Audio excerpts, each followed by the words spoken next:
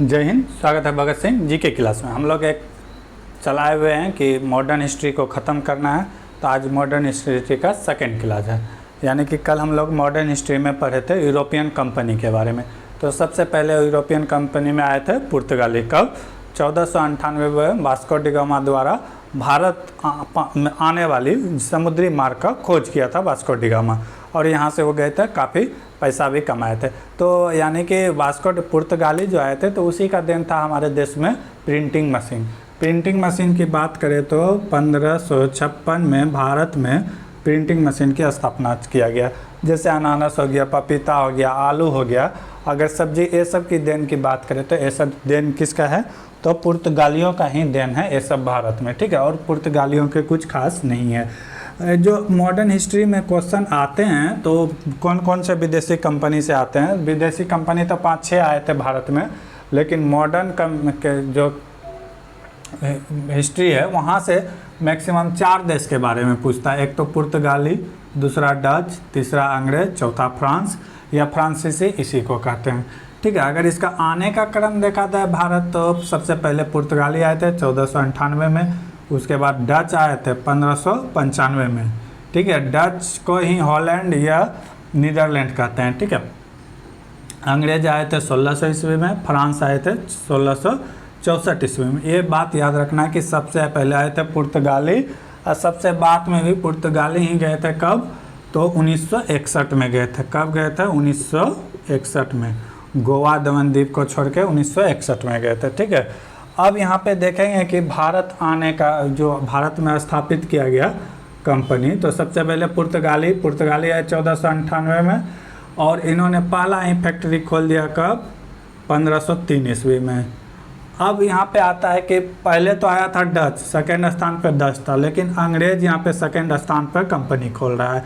तो डच जो आया था तो वो भारत में नहीं आके वो इंडोनेशिया जो है, यानी कि पूर्व एशिया की ओर बढ़ चुके थे। वो भारत इन नहीं किए थे, वो बढ़ के चला गया था इंडोनेशिया, ठीक है। वहाँ से उन्होंने मसाला लगता है। इसीलिए स्थापना का जब क्रम आएगा तो सेकेंड स्थान में कौन आ जाएगा? अंग्रेज। क्योंकि डच जो आए थे 1595 में तो आए थे, लेकिन ये कहाँ चले गए थे? ये चले गए थे इंडोनेशिया, ठीक है। तो इन्होंने लेट से भारत में कंपनी खोला 1502 में। अगर कंपनी की बात करेगा तो सेकेंड स्थान में कौन आ जाएगा? अंग्रेज। चौथा स्थान में फ्रांस। अब कुछ लोग के मन में आ रहा है कि अंग्रेज का पहला फैक्ट्री ये जगह है कि कहाँ कहाँ खोला गया था। तो पुर्तगाली पहला खोला था कोचीन में, ठीक है, जो कि केरल में है।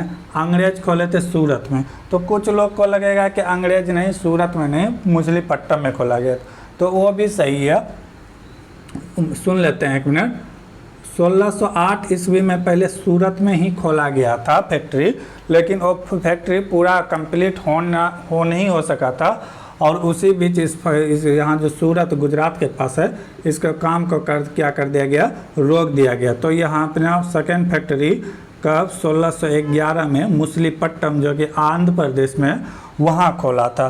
तो ये सफल रहा था। तो इसीलिए बहुत आदमी कहते हैं कि अगर कुछ ना रहे क्वेश्चन में कि वो सफल या सफल, अंग्रेज की पहली फैक्ट्री कहाँ खोली गई थी, तो उसका आंसर होगा सूरत, क्योंकि वो सफल रहा था। इसीलिए ज़्यादातर आदमी सफल वाले यानी कि मछलीपट्टनम वाले का याद रखता है 1611 में। लेकिन फिर 1613 ईस्वी में फिर से सूरत में सेकेंड फैक्ट्री अंग्रेजों के द्वारा खोला गया। तो यहाँ पे दो बात था, कन्फ्यूजन दूर हो गया होगा, क्योंकि अंग्रेज का पहला फैक्ट्री सूरत में ही था, लेकिन वो क्या था? वो सफल था। उसके वो यानी कि सफल फैक्ट्री की बात करें तो कर्नाटक, आंध्र प्रदेश मछलीपट्टनम था, ठीक है। और फिर 1613 में सूरत में उसे खोलने की अनुमति दी गई थी, ठीक है। तो ये कन्फ्यूजन दूर होना चाहिए।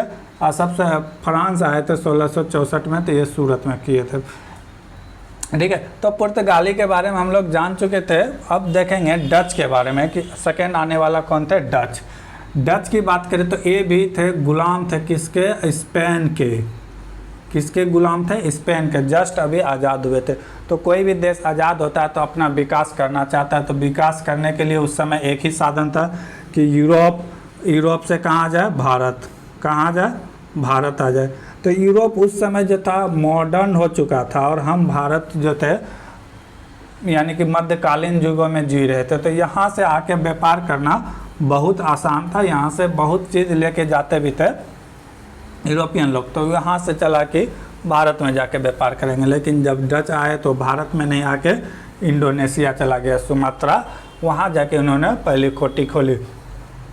अगर डच की बात करें तो ज़्यादा कुछ पूछता नहीं है। अगर डच की दूसरी कोठी की बात करें तो 1610 में निजामपट्टनम, ठीक है, ये आंध्र प्रदेश के आसपास है, उसी जगह खोला गया था। डचों ने बहुत ज़्यादा भारत में फैक्ट्री खोला। डच जो है एक सरकारी कंपनी था। क्या था? सरकारी कंपनी, सरकार के इशारों पर चलता था। इसमें जो है 17 सदस्य की कमेटी लगा के डच के यानी कि हॉलैंड के संसद भवन में इसे पारित किया गया था, तब इसे यहाँ पे भेजा गया था। अगर तीसरी कोटि की बात करें तो 1610 में पुलिकट कहाँ है? तो तमिलनाडु। अगर ये भारत बनाया जाए, देखिएगा यहाँ पे थोड़ा सा, पहला कोठी डच कहाँ खोला था? तो मछलीपट्टनम हो गया, ठीक है। दूसरी कोठी निजामपट्टनम, ये भी इसी जगह आएगा, ठीक है। तीसरी कोठी की बात करें तो पुलिकट तमिलनाडु, यहाँ पे हो जाएगा, ठीक है। और चौथी की बात करें तो 1613 में इंडोनेशिया में भारत से बाहर खोला था, ठीक है। अगर पाँचवीं की बात करें तो 1616 ईस्वी में, 1616 ईस्वी में कहाँ? सूरत, यहाँ पे गुजरात होगा, तो 1616 में गुजरात में, ठीक है। और छठी की बात करें तो 1627 पिपली कहाँ है? तो पिपली पश्चिम बंगाल का भाग है। कहाँ है? पश्चिम बंगाल का भाग है। अगर सातवां हो गया, आठवां की बात करें और सातवां की बात करें तो 1661 में मलक्का कहाँ है? तो श्रीलंका के पास एक द्वीप है, इसी पे इन्होंने अपना फैक्ट्री खोला, ठीक है। अगर आठवां की बात करें तो 1650 कासिम बाज़ार कहाँ है? तो पश्चिम बंगाल में ही है। कब खोला था? तो 1650 में। अगर नौवां फैक्ट्री की बात करें तो 1858 में श्रीलंका में खोला गया था, यहाँ पे खोला गया था। कब? जब ये क्या किया था, पुर्तगालियों को हरा दिया था, तो ये उन्होंने यहाँ से लेकर यहाँ तक अब कब्जा किसका हो गया था? डच का। पहले ये सब में किसका कब्जा था? ये सब में था पुर्तगालियों के कब्जा। लेकिन जैसे ये डच आया तो ये सिमट के कहाँ चला गया? गोवा के पास, ठीक है। डच जब आया भारत में तो ये गोवा के पास चला गया सिमट के। तो कहने का मतलब ये था कि जब डच जो है भारत में सबसे ज़्यादा किस ओर ध्यान दिया था, कोई भी विदेशी कंपनी आएगा तो ये मालवार के तट पर, मन्नार के तट पर ध्यान देते थे। लेकिन ये किस तट पर भाग दिया था? पूर्वी तट पे। यहाँ पे 1 2 3 4 5 फैक्ट्री खोला था और इधर मात्र एक फैक्ट्री था। तो ये भी पूछा जाता है कि डच भारत के किस हिस्सा में ज़्यादा ध्यान दिए थे? तो क्या हो जाएगा? पूर्वी भागों में ज़्यादातर ध्यान दिए थे। डच जो आए थे तो भारत में मसाला के में उतना जोर नहीं दिया था, इन्होंने वस्त्र में ध्यान दिया था, वस्त्र, कपड़ा में, ठीक है। क्योंकि इंडोनेशिया से इसे मसाला मिल जाता था और ये वस्त्र यहाँ से ले जाते थे, सूती वस्त्र अच्छा खासा। तो यूरोप में दो चीज़ का भारतीय, दो चीज़ का डंका हो गया। एक तो हो गया भारतीय मसाला का जो यूरोपियों द्वारा प्रचार किया गया, और दूसरा भारतीय वस्त्र का, जिसके द्वारा कौन? डच ने प्रचार किया पूरे यूरोप में, ठीक है। अगर बात किया जाए औरंगजेब, उस समय का शासक कौन था? औरंगजेब।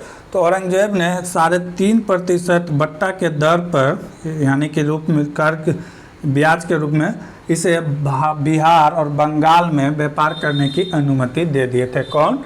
तो औरंगजेब उस समय के बादशाह थे, उन्होंने दे दिया अनुमति कि आप बिहार और उड़ीसा में भी अपना बाजार कर सकते हैं, यानी व्यापार कर सकते हैं। तो डच जो है, डच का पतन का कारण था वेदरा का युद्ध। किसका युद्ध? वेदरा का युद्ध। कब हुआ था? तो 1759 में हुआ था। कब हुआ था? 1759 में। 1759 में ऐसे तो युद्ध बहुत हुआ था, लेकिन ये डच जो है किससे लड़ते रहते? पुर्तगालियों से। पुर्तगालियों से ये सब रास्ता खाली करवा दिया था। लास्ट में ऐसा जब आ गया था, जब इंग्लैंड आ गया 1600 ईस्वी में, तो डचों ने, डच से पुर्तगाली डरते थे, तो पुर्तगाली की जो रानी थी, ठीक है, एलिजाबेथ, उसकी शादी जो है इंग्लैंड के राजकुमार प्रिंस से शादी हुआ था, जिसके कारण कि मुंबई उसको दहेज के रूप में दे दिया गया था। यहाँ पे पुर्तगाली होशियार था कि अगर मुंबई में कब्जा तो हम नहीं कर पाएंगे क्योंकि डच हमला कर देगा, तो इससे बढ़िया है कि हम दे देते हैं किसको, इंग्लैंड को देते हैं, और इंग्लैंड वाले और डच बुझेंगे हमको उससे क्या। लेकिन जिसको दान दिया गया था उन्होंने क्या किया था, इसे 1000 पाउंड में इसे यानी कि ईस्ट इंडिया कंपनी को दे दिया था कि आप यहाँ पे जो करना है कीजिए, लेकिन इतना पैसा हमें चाहिए। तो इस तरह पुर्तगालियों का जो है सिमट कर रह गया वो गोवा दमन द्वीप पे। और डच यहाँ पे, डच और इंग्लैंड के बीच एक झगड़ा होता है, युद्ध होता है जिसे कहते हैं वेदरा का युद्ध। 1759 में यहाँ से डच का पतन होना क्या हो जाता है, स्टार्ट हो जाता है। तो इस तरह भारत से डचों का क्या होता है, तो बोरिया साफ हो जाता है कब, 1759 के बाद। इसमें से मेन क्वेश्चन ये आता है कि डच का जो किस में ध्यान दिया था, तो डच जो है वस्त्र में ध्यान दिया था, मसाला से ज़्यादा किस में ध्यान दिया था, वस्त्र में। यहाँ से वो कपड़ा ले जाते थे, अच्छा खासा कपड़ा। तो क्वेश्चन यहाँ से पूछ सकता है क्या, डच आने वाले दूसरे कंपनी कौन थे, तो डच। इसका पहला कारखाना कहाँ था, तो मुसलिमपट्टम में था। ठीक है, तो ये सब क्वेश्चन थे डच से संबंधित। अब अगले क्लास में देखेंगे 3rd नंबर पर ईस्ट इंडिया कंपनी, ब्रिटेन। ठीक है, किसके बारे में देखेंगे, ब्रिटेन के बारे में। ठीक है, ब्रिटेन एक प्राइवेट कंपनी था कि जिसमें कि 217 आदमी के सहयोग से वहाँ की महारानी 1600 ईस्वी में इसे परमिट देता है कि भारत में व्यापार करने का एकाधिकार अंग्रेज को दिया जाए, यानी कि अंग्रेज के पार्लियामेंट में पास किया जाए ईस्ट इंडिया कंपनी के बारे में। इसके बारे में देखेंगे अगले क्लास में। तब तक के लिए जय हिंद, जय भारत।